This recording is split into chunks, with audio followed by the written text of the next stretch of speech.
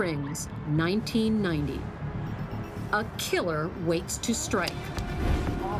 When Diane Hood walks to her car, she steps into a trap. Take it, it's yours! Holding the gun is 29-year-old mother of two, Jennifer Reali. Is she an innocent woman manipulated into being a killer? Or was this senseless murder all her own idea? Now, 20 years later, Jennifer is waiting to tell me just what was going through her mind on that terrible night. She's got a story to tell, and I've got some questions for her. I'm Candice Delong. As an FBI agent, I worked on the front line for the world's most powerful law enforcement agency.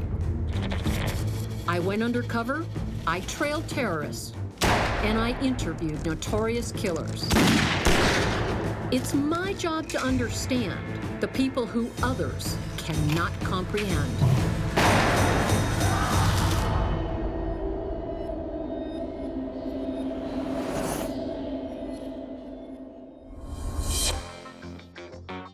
Hours after the murder of Diane Hood, Jennifer Reali makes an incredible confession. She did it.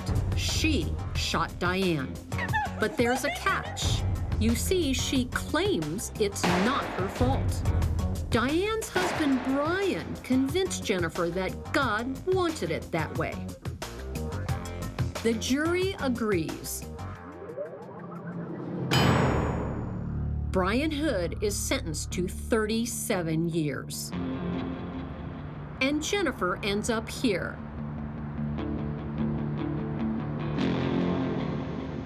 In the Denver Women's Correctional Facility. She's prisoner number 68136, serving life for first-degree murder. Walking in to meet her for the first time, I can't help wondering, where did it all go wrong for Jennifer Reali? Did she realize that in loving Brian Hood, she was facing evil? Here she comes. Did Brian really command Jennifer to kill? And if he did, why on earth did she say yes? You know, there could be all kinds of answers to that question. But I suspect it has to be somewhere in her relationships with men. I'm wondering, how did you end up here? How did this become your life? Let's go way back. You know, that's been the puzzle of my life for the past 20 years, trying to figure out what happened, why I was susceptible, and why I was so eager to please. What were the dynamics of my life that caused me to be susceptible to that? What kind of guys were you attracted to? Oh, bad boys. The bad boys. Bad boys. The first date I had, I remember the very end of it, ended up in a rape. And I didn't see it as that at the time. But now that I look back, I'm like, whoa, where was your sense of boundaries and sense of self? And I ended up dating this guy for another year. Yeah. Now that rings an alarm bell for me. Even as a young adult, Jennifer wants to please men. She'll trade her happiness for theirs. It happens again in college when she meets a young, domineering soldier, Ben Reali. Ben is the one you chose to marry. Yeah. How old were you? I was 22. I had a great career ahead of me. I had all these great things going on, and what career did you have? I was going into architecture. I was following my father's footsteps. And then he was like, well, let's get married. And I'm like, well, I want to finish school. He says, it's now or never. And back then, I felt like I could not exist without someone. I had to have somebody. I would have someone to love, I would have someone to please, I would have someone to chase, and I'd have someone chasing me, and all of that would make me feel more alive. It's sounding like an ominous pattern. For Jennifer, having a man take care of her is more important than taking care of herself. At age 29, with 2 beautiful young children, Jennifer Reali should be glowing. But life isn't panning out as she'd expected. Her husband, Ben, is a career soldier. Twice a week. It's not showing. And she says he brought military discipline right into the family home. His way of control or any kind of abuse was usually in the bedroom. And that's where the degradation would usually happen. Can you tell me about that? Once we had children, it didn't matter where they were. He would talk about violent sexual acts at dinner and what he was going to do, and I would just not say anything. And it was easier for me to just go along. Detached and isolated in her own home, she becomes a lonely, vulnerable woman.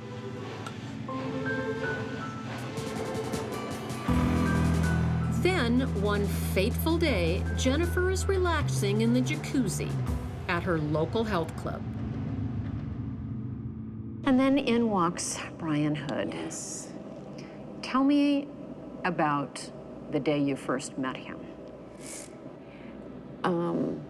The first time I met Brian was in the jacuzzi, and, you know, he uncurled his huge body and shook my hand and said, "Hi, my name is Brian Hood," and I said, "Hi, I'm Jennifer Reali," and he's like, "What do you do for a living?" And I, very chagrined, in a sense, said, "Well, I'm a housewife and a mother." And I wasn't real proud of that because I had aspirations to be something else. And he very quickly said, "Oh, that's one of the best professions in the world. I think that's admirable. You should think well of yourself." And da-da-da-da-da. We talked about our marriages, and it was just real small talk. And that was it.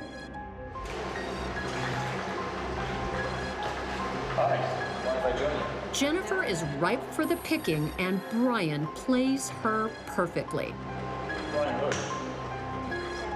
But wait for the clincher. He has a tragic story. His wife is suffering from the chronic disease, lupus. How did he come across when he would speak about his wife's illness? Very sympathetic. He seemed as though it was such a tragedy at the beginning. He came across as a caring husband. Oh, very, very. He was a caring husband, a born-again believer. The package he presented was so pristine that there was no way I would have thought that there was an underlying villain underneath it. Brian seems like a caring man with strong Christian beliefs. Jennifer trusts him. Next, he invites himself into her house, presumably to sell insurance. With her husband away on military maneuvers, Jennifer is supremely vulnerable. I was pouring coffee, and he came up behind me, and I turned around, I didn't even know he was there, and he just bent down and kissed me. And I pushed him away, and I said, "How can you do this? We're not doing this." And he says, "Well, you just take your head off, and you put it over there, and you just enjoy it." And he was kind of hard to resist physically. And I was attracted. I was attracted to him. Well, he was a pretty handsome guy back then. Yeah, he was a pretty handsome guy, and very, very passionate, very charismatic. And it's as though he knew exactly what to do, exactly when. It's like he could read what I needed. It was the dream. It was. I've seen this kind of behavior before. Jennifer puts up a minor fight, but I believe a part of her wants to be charmed by Brian. Sorry. No, you're right. When she let him into her house, I think she knew an affair might be in the cards. I'm in the laundry room, and he just picks me up, puts me on the washing machine and washer and dryer, and gets close to me, and basically starts to have sex. And I'm thinking, okay, this is not okay. This is not all right. But this is great. This is great. You know, there was this toss back and forth, and then very abruptly, as abruptly as he'd come in, he left, He got out and he said, okay, now we're one in the eyes of God. He put his shirt on, walked out, and he was gone. And I'm still sitting there on the washer and dryer. For Jennifer, sex changes everything. She has fallen for Brian. This is nothing like life with her husband, Ben. I felt beautiful, I felt affirmed, I felt loved, I didn't feel like I was being used, I didn't feel like trash. Made a huge difference. It was night and day. So that was how the affair began.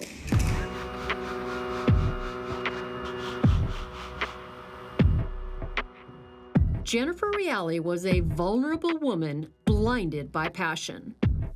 When her lover started telling her sob stories about his sick wife, she listened. First, he started talking about how miserable he was and that, you know, the disease was potentially deadly and that he wished she'd just die and that it was getting worse and worse. And he started talking about how he wanted to kill her. What did you think of this? I thought he was really distraught. I mean, I felt his pain, and I wanted him just to be able to vent. I figured if he vented, then it was going to be okay. I said, why don't you just divorce her? And he says, well, I can't. Because if I divorce her, then I will perpetually live in sin for the rest of my life. Because you'll be in adultery. Divorce is a no-no in the church. You just can't do that. But murder's okay? Murder was okay. And I asked him that, and I thought that that was a little odd there. I said, well, he says, because murder's a one-time thing, and you do that once, and then you can, you can confess it, you get forgiven, and there may be consequences throughout life. But really, you're done. It's not going to be a perpetual sin till the day you die. Thou shalt not commit adultery. But I To say me, unto you, Brian is no Christian. He's a con man.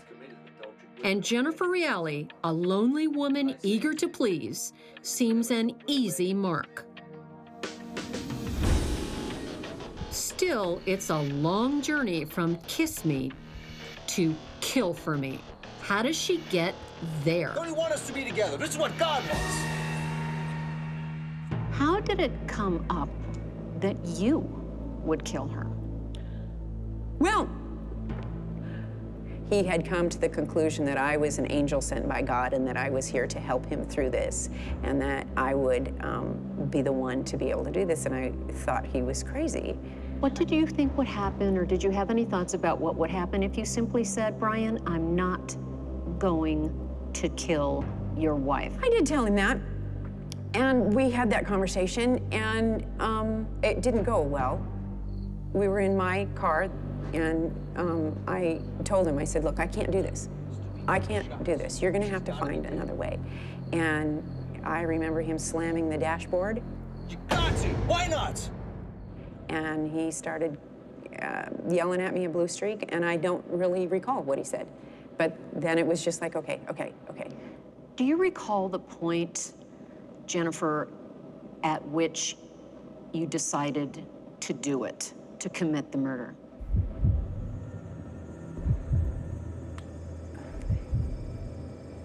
Here's the crazy thing. I don't know that I can say that I decided I would. What I decided is that if it was gonna happen, it was gonna happen. Like I said, I thought that God would stop it. If it wasn't supposed to happen, my car would break down, or the meeting would be canceled, or something would happen. And so to say that I made a decision would be a lie. Brian's plan for Jennifer is to dress in disguise and shoot his wife, Diane, as she leaves a lupus support meeting.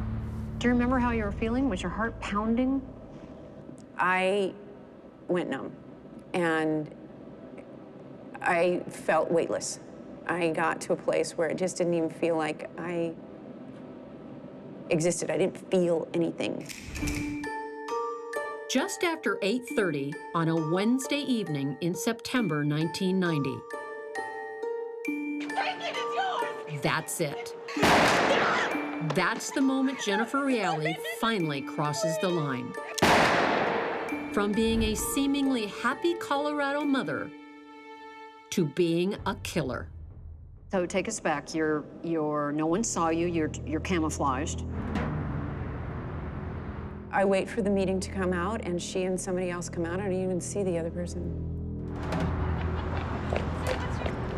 And I tell her to give me her purse, and she does, and she runs. Take it, it's yours! And she's halfway between me and the entrance of this support group meeting place. I don't even know where the other girl is. And she turns and she looks at me. And that's when I shoot. And she falls. That shot, I, of course, learned later, went straight through her and killed her. Because it went through her right arm, through her heart, and lodged in her left arm. And it threw her to the ground. Please! The only thing I heard, I didn't hear her screaming. I didn't hear the other girl. All I heard was, it has to be 2 shots. She has to be dead. So I walked over to her, and I recall her rolling over onto her stomach, and that's where the second shot is, in her shoulder. And then I ran. And that's it. I've completed my mission. It's an ugly, ugly mission. Okay. I didn't believe it had happened. I really didn't. I didn't think it happened at all.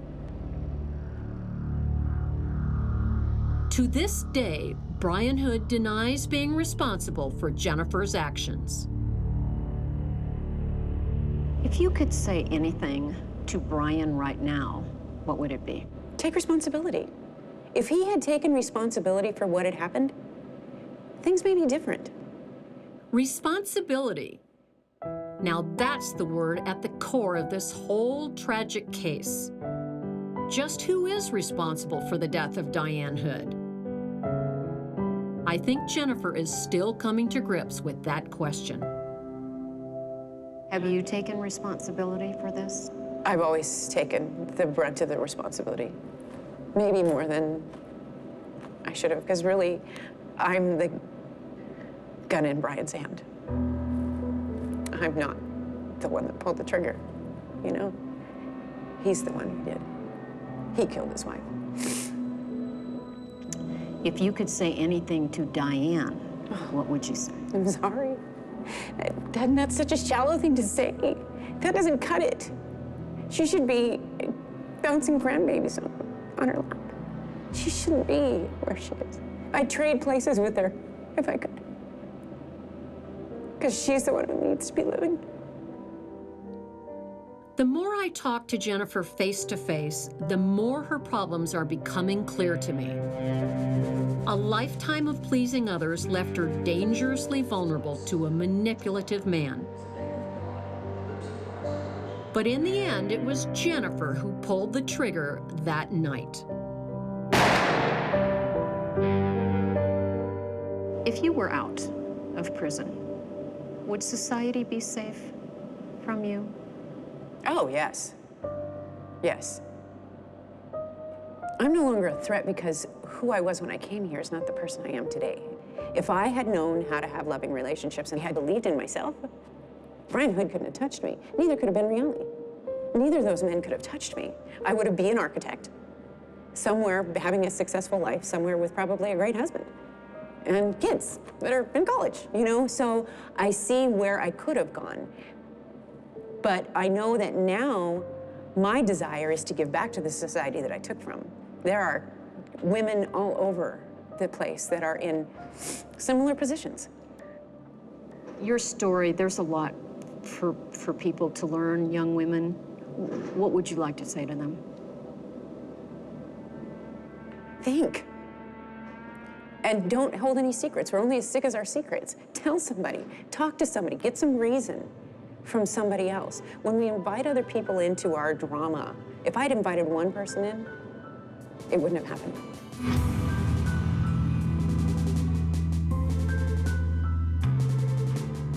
The Jennifer Reali I met was not the same Jennifer that committed murder 20 long years ago. I believe that Jennifer was being truthful with me about what happened. she surrendered her will to Brian Hood, a smooth-talking con man who convinced her to commit a violent act that was not at all in her nature. And 20 years later, she's still paying the price.